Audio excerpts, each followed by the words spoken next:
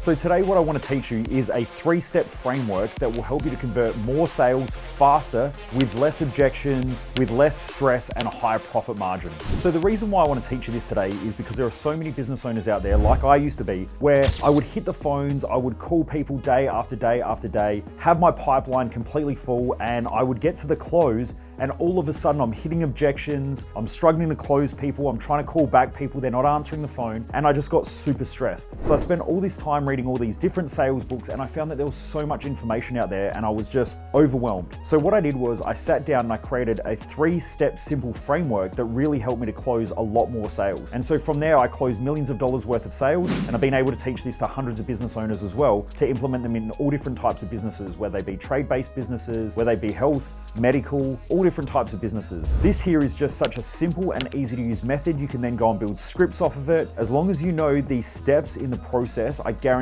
you'll close a lot more sales, and they'll be normally at a higher profit margin with a lot more ease. Everything will just be lubed up and the sale will just slip in place. So let's get into it. This is my NICE Decide VIP framework.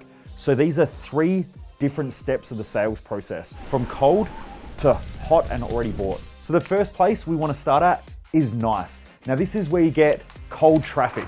So let's say you're out and about, you might be at a networking function, you might be at a business function, you might just be anywhere. In fact, I closed a $40,000 sale on a plane flying interstate, and it came from this simple framework. So the first thing we want to do is we want to hit that N. And this is probably the most important, most crucial step if you want to build amazing networks of people, if you want to build your brand, and that is that you've got to notice other people. Now, normally when I used to go to networking functions, all these people would walk up to me, they would say, "Hi, I'm whoever," they'd give me their card, they would talk for 2 seconds and then they would leave.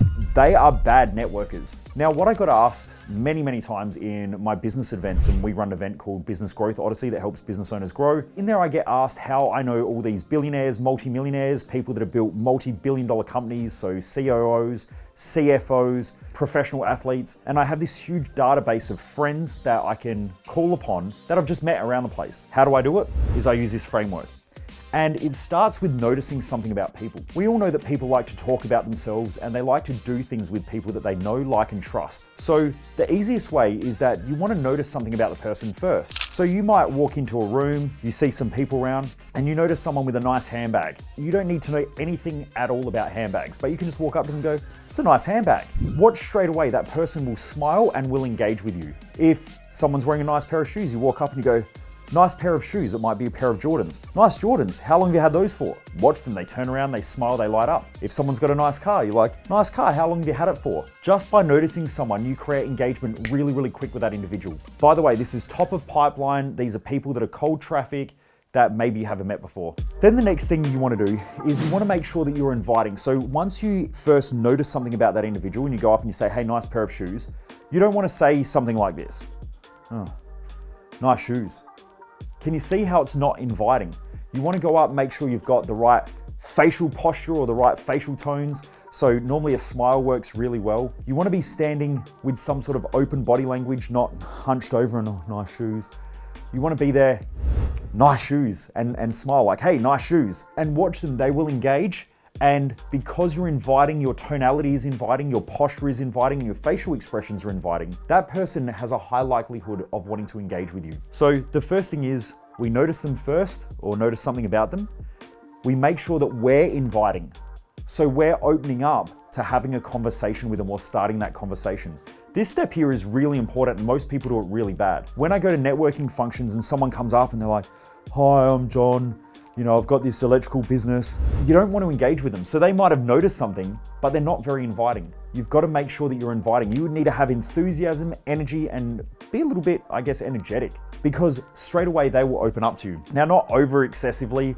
You know, you've got to pick the way that you do it. Don't be one of those like crazy, really high energy people that freak people out, but just be inviting. The next thing is you want to talk about commonalities. So like, how long have you been coming here? How long have you had a business for? If you see a family and you're like, "Hey, you know, nice family, really cool that you're out here playing with your kids today. Like, what do you do?" Then you can start to have a chat about commonalities. So things that you might have in common. Most people have common problems, stresses, frustrations. They might also have similar values.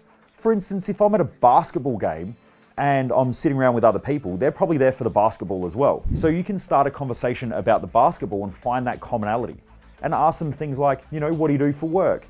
Do you have a family? Are you married? How long have you been married for? And you ask a lot of questions here. So in order to find commonalities, I'm just gonna write this in here, we need to ask a lot of questions. And you wanna make sure that they're talking the majority of the time, not you. What I find is when I go to networking functions, what you find is that most people don't notice anything about others. They're not very inviting when they do engage. And then the worst thing is they spend the whole time talking about themselves and trying to sell themselves versus asking questions and trying to build a relationship. One of the worst things that I see at networking functions, and part of the reason why I stopped going to lower level networking functions, is because most people there couldn't network. And so networking is building relationships. It's building friendships. If you're not finding commonalities and asking a lot of questions about that person, you don't really give a shit about them. You only give a shit about yourself. And so at lower level networking functions, you get the people who go up, and I call them card fuckers. They walk up to someone, they pull out a business card, they flip it out. What they do wrong is they walk up, hi, I'm Michael, flip out a business card, and then they start talking about themselves. So we've been in business for 10 years, you should come check out what we do. That person doesn't know you, they don't like you, and they don't trust you. And the more you talk, the less they like you. We're gonna flip that around and we're gonna find commonalities. So we're gonna ask them a lot of questions about themselves. And not anything too private, nothing too crazy, but just generic questions. How long have you been in business for? What are some of the common stresses, the frustrations? Like, find ways of connecting with them through question asking. You need to give a little bit back as well. So they ask you some questions, you give a little bit, but then ask them a question again. Don't talk too much. It's normally the 80-20 principle I find works best, which is you talk 20% of the time, let them talk 80% of the time. You'll build stronger relationships that way, and you'll build better friendships. And if you want to do business with people, they need to know you, they need to like you, and they need to trust you. They are definitely not going to like you if you spend most of the time trying to sell them something, especially when they're cold. And then finally, if you've done this really, really well, down here we engage them. And so what you might say is, you grab out your mobile phone, you go, hey, we should catch up sometime for a coffee, or we should connect again. Maybe we should have a chat, or we should have a Zoom, or something like that. We want to engage them, and you want to grab their details. So either grab a business card, give them your phone, get them to put their phone number or their details in. Maybe you might grab their email. You might even grab out your phone and say, we should add each other on Facebook, we should add each other on Instagram, LinkedIn, whatever it is. But we only do that if we've done this well. If not, this person here probably will not want to engage with you. And even if they give you your details, they probably won't answer the phone. That there is the first step to building the top of the funnel. And this is going from ice cold leads, people who don't know you, don't like you, and don't trust you yet because they just don't know about you, to down here we're starting to build a relationship and a friendship with that individual. We need to be nice to them first. So that's the acronym.